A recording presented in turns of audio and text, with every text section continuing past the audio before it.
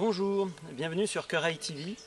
Aujourd'hui je vais vous présenter un couteau de petite taille et très sobre, le Falkniven U2.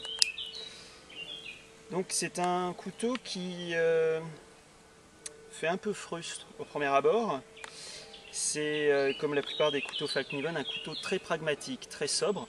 C'est-à-dire que bon, quand on connaît un peu la gamme Falkniven, c'est des couteaux qui, pour moi, n'ont pas forcément une super image d'un point de vue marketing, parce que c'est une marque qui mise plus sur les matériaux que sur le design. Donc là, on en a vraiment une grosse démonstration. C'est-à-dire que sous cette apparence assez anodine, le U2 est vraiment un produit très innovant.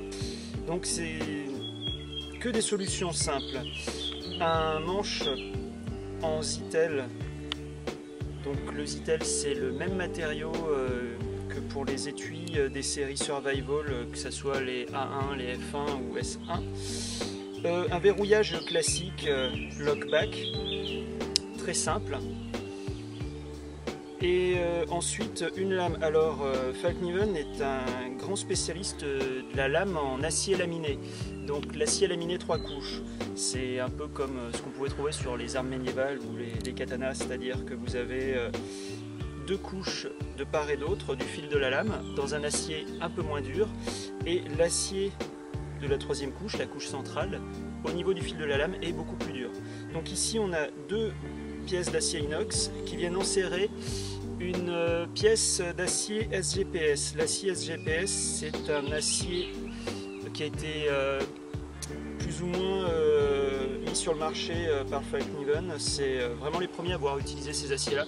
Donc c'est des aciers qui font appel à la technologie des poudres, des technologies qu'on retrouve aussi dans le travail de la céramique, de l'alumine ou du zircon. Donc c'est des aciers très durs.